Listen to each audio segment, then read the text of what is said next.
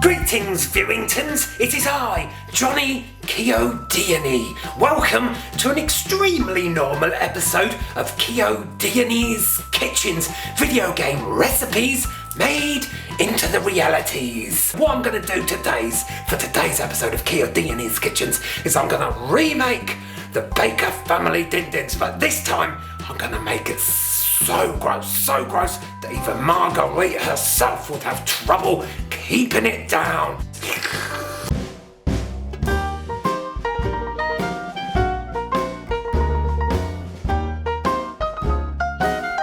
So, my Colorado's chili con carneos was very nice. Chris and Eva really liked it, even though it looked kind of grim. But in the Resident Evil 7's, Marguerite, she makes this food out of peoples and insects. That's what we're going to try and recreate right here.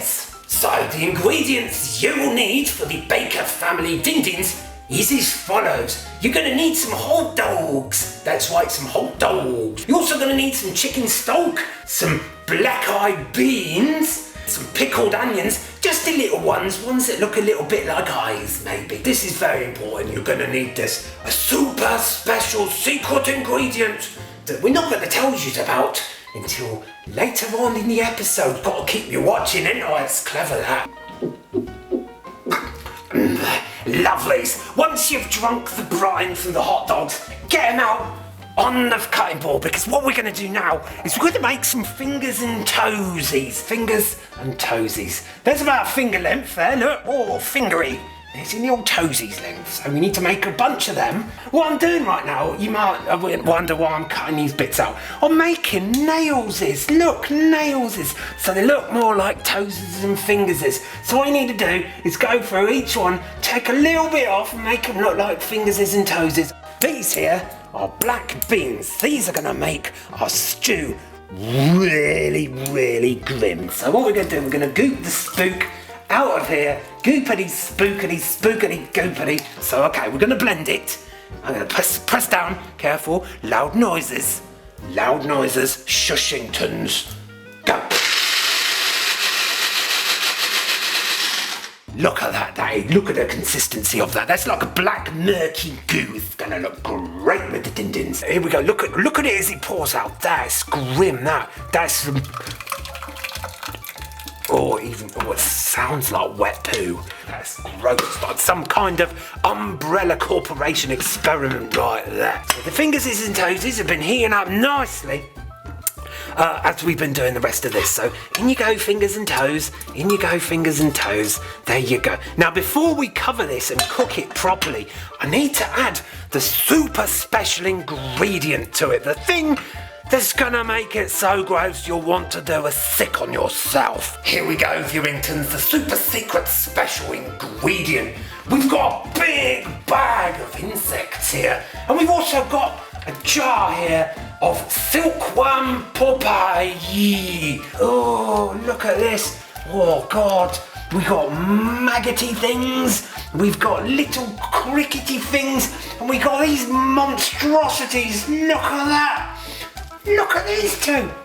Hello, my name's David. Please don't eat me. Hello, my name's Colin. You can eat me because I'm really full of protein and lovely good stuff like that. Here we go, silkworm Popeye. They are big, chunky ones. These ones are going to have lots of flavours in them.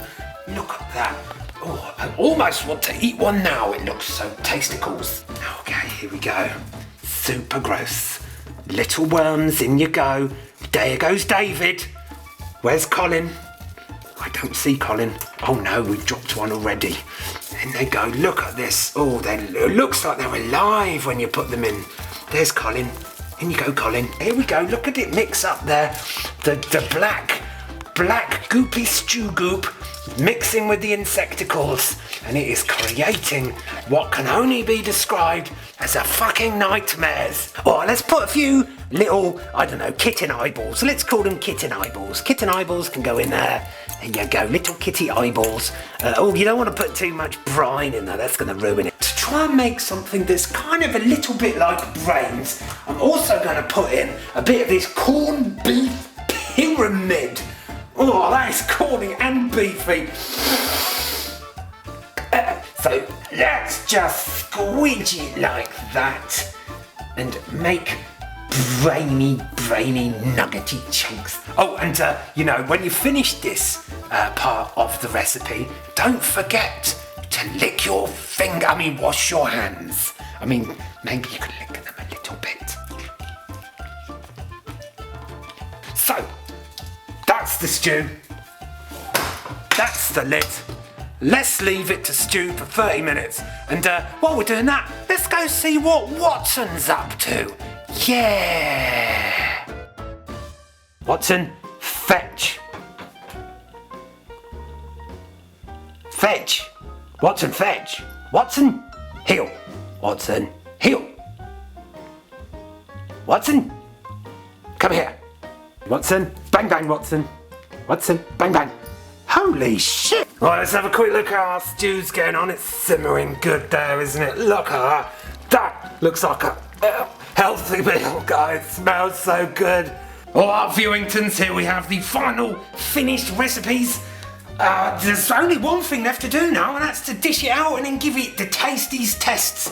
As you can see here, the consistency is super gross. The kitten eyeballs perhaps maybe a little bit too lavish for the recipe, and the fingers and toes, well, you know, they add a little bit of personality to the dish. But again, I guess if you were to separate all that, if you were to separate the flamboyancies, this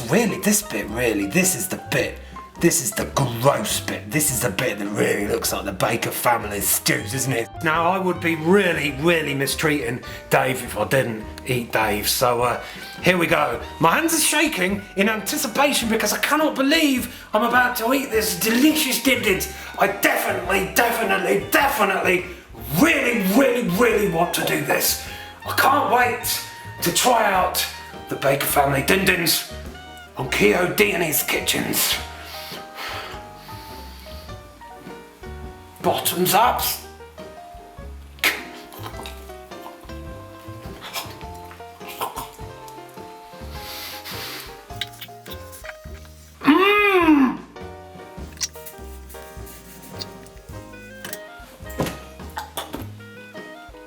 All down, all gone. Now, what does it taste like? Well, Viewingtons, as you might expect, it tastes rather meaty, with a little bit of protein in there. The beans add a little bit of texture to it, but the insecticals, they are surprisingly crunchy. I did not expect him to be that crunchy. I didn't have, obviously, the eyeballs or the fingers and toes, but yeah, definitely a lot crunchier than I was expecting. The maggots gave it this wiggly texture that really wiggled down my throat when it went down. And yeah, it was absolutely wonderful, awesome. So, there we go. That was the Baker Family Dindins Part 2, the gross version. I think you'll agree that looks pretty fucking disgusting, don't you? Well, let me tell you, it did not taste the way it looked. It tasted wonderful. If you did enjoy this episode of Chiodiani's Kitchen, then do tune in another next week, because we do one of these every week, and there's also some up on screen right now which you can click on and view at your Viewington pleasure, little Viewingtons. Have a lovely day and do eat some lovely dindins, perhaps made by Chiodiani's Kitchens. Goodbye, Viewingtons.